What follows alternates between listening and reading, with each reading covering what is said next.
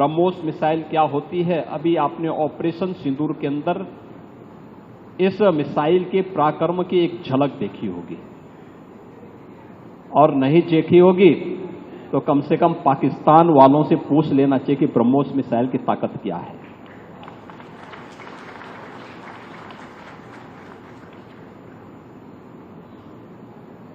आतंकवाद के प्रति प्रधानमंत्री जी ने घोषणा की है कि कोई भी आतंकी घटना अब युद्ध जैसा होगा। और याद करना, आतंकवाद को जब तक हम पूरी तरह कुचलेंगे नहीं, तब तक समस्या का समाधान होगा भी नहीं। अब समय आ गया है जब इसको कुचलने के लिए हम सबको एक स्वर से प्रधानमंत्री मोदी जी के नेतृत्व में पूरे भारत को, पूरे उत्तर प्रदेश को मिलकर के इस अभियान के साथ जुटना होगा। आतंकवाद कुत्ते की पूंछ है जो कभी सीधी होने वाली नहीं, जो प्यार की भाषा मानने वाली नहीं है। उसको उसकी भाषा में जवाब देने के लिए तैयार होगा।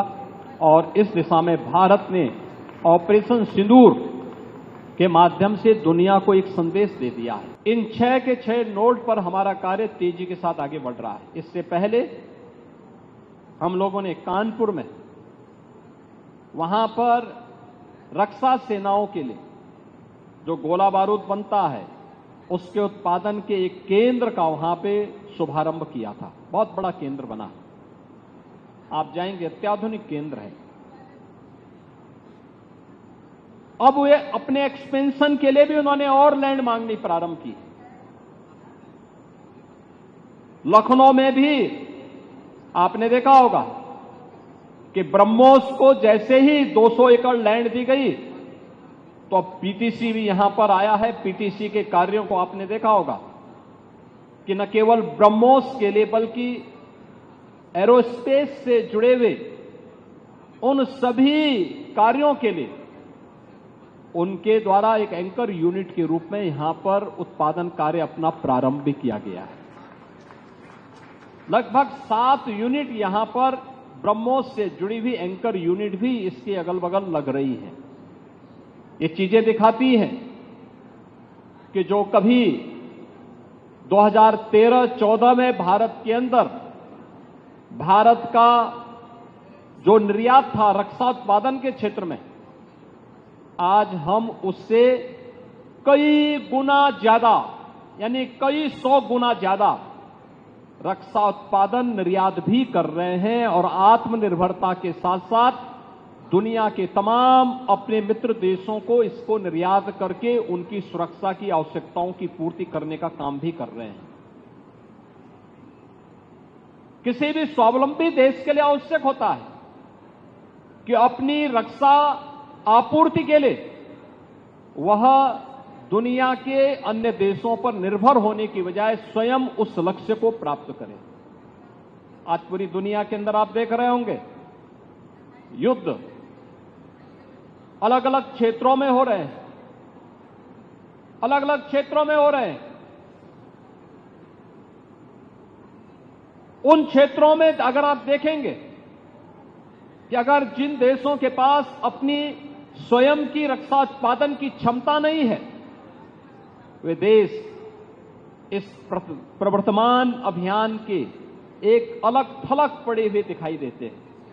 लेकिन जिनके पास अपनी आत्मनिर्भरता है रक्षा उत्पादन के क्षेत्र में, वे दुनिया के अंदर पूरी धमक के साथ आगे बढ़कर के अपने कार्य को आगे बढ़ा रहे हैं, अपनी सुरक्षा भी कर रहे हैं, अपनी संप्रभुता की रक्षा भी कर रहे हैं। आपके सामने इजराइल का उदाहरण है। इजराइल सुरक्षा के क्षेत्र में आत्मनिर्भरता के लक्ष्य को प्राप्त किया। उसने अपने अगल बगल के दुश्मन देशों को नाके चबाने के लिए मजबूर भी किया। और प्रधानमंत्री मोदी जी ने 2014 में भारत के सामने जो लक्ष्य रखा, डिफेंस मैन्युफैक्चरिंग कॉरिडोर और ये ब्रह्मोस मिसाइल उसी अभियान का हिस्सा है। बीडीएल झांसी में आ रहा है। झांसी में उसका कार्य भी बहुत तेजी के साथ आगे बढ़ चुका है। 2021 में हम लोगों ने ये कार्य यहां प्रारंभ किया। आज ये अपने लक्ष्य को आगे बढ़ते हुए एक नई गति के साथ आगे बढ़ रहा है और मैं विश्वास के साथ कह सकता हूं कि भारत आज जिस दिशा में आगे बढ़ा है, रक्षा उत्पादन के क्षेत्र में सर्वांगीण विकास के जिन लक्ष्यों को प्राप्त करने की दिशा में आज भारत आगे बढ़ा है, यह निश्चित ही एक नई दिशा को प्राप्त करेगा। जो हमारा लक्ष्य था उत्तर प्रदेश में कि 6 डिफेंस मैन्युफैक्चरिंग कॉरिडोर में हमें यहां पर 50,000 करोड़ रुपए का निवेश कराना है, 1 लाख युवाओं को रोजगार भी देना है। मुझे प्रसन्नता है कि अब तक हमारे साथ जो 2020 में आदरणीय रक्षा मंत्री जी ने डिफेंस एक्सपो लखनऊ में आयोजित किया था, डिफेंस एक्सपो के साथ ही देश के अलग अलग भागों में, दुनिया के अलग अलग क्षेत्रों से भी जो हमारे पास अब तक 57 MOU हमारे साथ यहां पर हो चुके हैं, जिनके माध्यम से लगभग 30,000 करोड़ रुपए के निवेश उत्तर प्रदेश के अंदर डिफेंस सेक्टर के ही होने जा रहे हैं। लगभग 60,000 नौजवानों को जिसके माध्यम से हम लोग नौकरी उपलब्ध करवाने के लक्ष्य को आगे लेकर के आगे बढ़ रहे हैं। और मैं धन्यवाद दूंगा ब्रह्मोस मिसाइल से जुड़े हुए अधिकारियों को, DRDO को, PTC को, L&T को और उन सभी इकाइयों को, गोदरेज को, BTL को। ये सभी इकाइयां ऐसी हैं जो यहां पर स्थानीय स्तर के नौजवानों को ही ट्रेंड करके उन्हें स्थानीय स्तर पर रोजगार उपलब्ध करवा रहे हैं। ब्रह्मोस ने AKTU में एग्जाम कंडक्ट करवाई, उत्तर प्रदेश के ढेर सारे नौजवान उसके साथ जुड़े, आज उन्हें नियुक्ति पत्र भी दिया गया। PTC ने भी उत्तर प्रदेश के नौजवानों को, मैं देख रहा था जब मैं वहां PTC के उद्घाटन कार्यक्रम में उनके एक यूनिट के उद्घाटन और एक यूनिट के शिलान्यास के कार्यक्रम को वहां पर संपन्न करने के दिशा में जब हम आगे बढ़े तो वहां पे वे सब युवा जुड़े हुए थे, ऊर्जावान युवा थे। उनके मन में एक उत्साह है, देश के लिए कुछ कर गुजरने की तमन्ना है। उनके चेहरे की चमक बता रही थी कि वे इस बात को लेकर के खुश हैं कि उन्हें अपने ही प्रदेश में, अपने ही जनपद में, अपने ही क्षेत्र में नौकरी और रोजगार की गारंटी मिली है। उनकी ट्रेनिंग कराई गई, आज वे यहां पर रह करके इस अभियान के साथ जुड़े हुए हैं। और यही तो उत्तर प्रदेश की डिफेंस एंड एरोस्पेस की पॉलिसी भी इसी दिशा में आगे बढ़ाई गई है। उत्तर प्रदेश ने आज इस दिशा में एक बड़े लक्ष्य को आगे बढ़ाने की दिशा में कदम बढ़ाए हैं। हम लोगों ने प्रदेश में आदरणीय प्रधानमंत्री मोदी जी के मार्गदर्शन में 2017 के पहले का उत्तर प्रदेश क्या था, ये किसी से छुपा हुआ नहीं, ये वही प्रदेश था जहां सरकार के पैरेलल माफिया गैंग्स सत्ता का संचालन करते थे।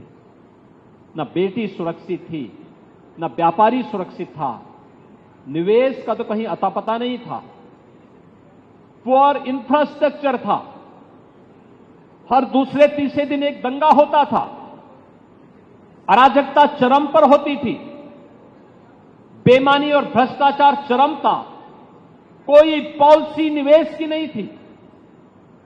इन 8 वर्षों में सरकार ने लग करके 33 सेक्टर की 33 प्रकार की पॉलिसीज तैयार की और एक्सपर्ट के साथ मिलकर के पॉलिसीज के अंतर्गत आज प्रदेश के अंदर हमने देश के ड्रीम डेस्टिनेशन के रूप में उत्तर प्रदेश को इन्वेस्टमेंट के एक केंद्र के रूप में विकसित करने में सफलता प्राप्त की।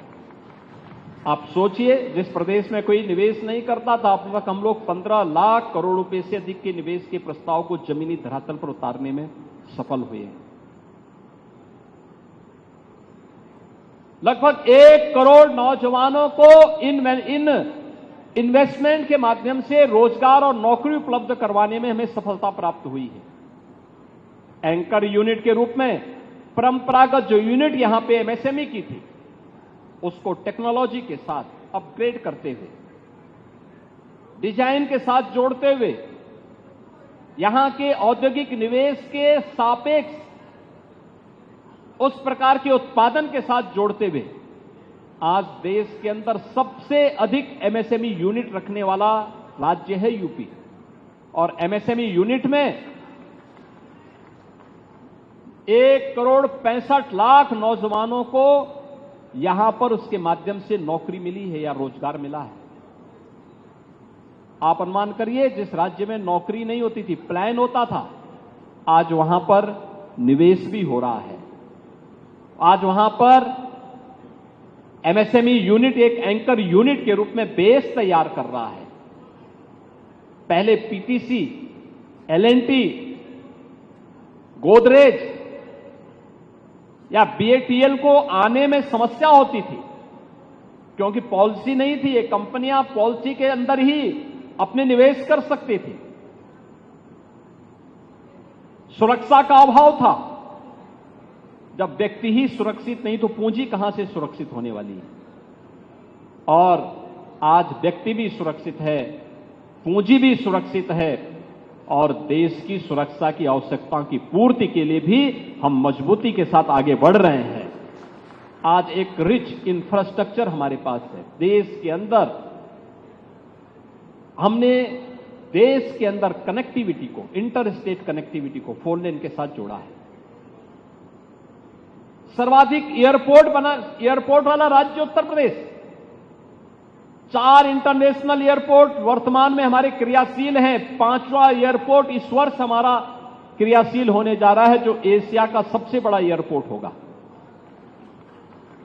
और यही नहीं, देश के अंदर एक्सप्रेसवे का सर्वाधिक नेटवर्क यूपी के अंदर, रेलवे का सबसे ज्यादा नेटवर्क यूपी के अंदर, मेट्रो सर्वाधिक यूपी के अंदर संचालित हो रही है। देश की पहली रैपिड रेल यूपी की, इनलैंड वाटरवे की पहली सुविधा उत्तर प्रदेश से हल्दिया के बीच में, वाराणसी से हल्दिया के बीच में प्रारंभ हुई। आज यह जीवन के प्रत्येक क्षेत्र में प्रधानमंत्री जी के विजन को, आत्मनिर्भरता के लक्ष्य को प्राप्त करने की दिशा में भारत आगे बढ़ा है। और उसी लक्ष्य को आगे बढ़ाने के लिए रक्षा क्षेत्र में भी हम इस दिशा में आगे बढ़ सकते हैं। इस लक्ष्य को प्राप्त करने के लिए आज भारत ने एक लंबी छलांग लगाई है। डीआरडीओ का केंद्र ब्रह्मोस मिसाइल के साथ साथ एंकर यूनिट के रूप में पीटीसी की उपस्थिति और अन्य महत्वपूर्ण रक्षा उत्पादन के लिए किए जाने वाले निवेश में अन्य महत्वपूर्ण एंकर यूनिट की उत्तर प्रदेश में उपस्थिति इस बात की गवाह है कि उत्तर प्रदेश इस दिशा में भारत की रक्षा आवश्यकताओं की आपूर्ति करने में पूरी मजबूती के साथ एक ग्रोथ इंजन के रूप में अपनी भूमिका का निर्वहन करने के लिए तैयार है। बहनों और भाइयों, ये वही उत्तर प्रदेश है जो बीमारू राज्य कहा जाता था। आज बीमारू राज्य नहीं है, बीमारू राज्य नहीं है। अब यह उत्तर प्रदेश देश का रेवेन्यू सरप्लस स्टेट है। यह उत्तर प्रदेश देश की इकोनॉमी का ग्रोथ इंजन बन रहा है और यह उत्तर प्रदेश देश की रक्षा उत्पादन की आत्मनिर्भरता में ही अपना योगदान देने के लिए पूरी मजबूती के साथ खड़ा है। मुझे पूरा विश्वास है कि यहां पर अभी डीआरडीओ को या फिर ब्रह्मोस जैसे रक्षा उत्पादन से जुड़े हुए अन्य कार्यक्रमों के लिए अन्य जितनी भी लैंड की आवश्यकता पड़ेगी, अन्य जो भी सहयोग की आवश्यकता पड़ेगी, उत्तर प्रदेश सरकार पहले की तरह इसमें भरपूर मदद करेगी।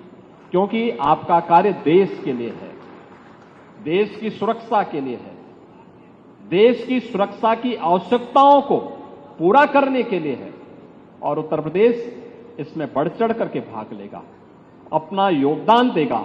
उसी योगदान का निर्वहन करने के लिए प्रधानमंत्री जी के प्रति और रक्षा मंत्री जी के प्रति आभार व्यक्त करने के लिए आज हम सब यहां पर उपस्थित हुए हैं।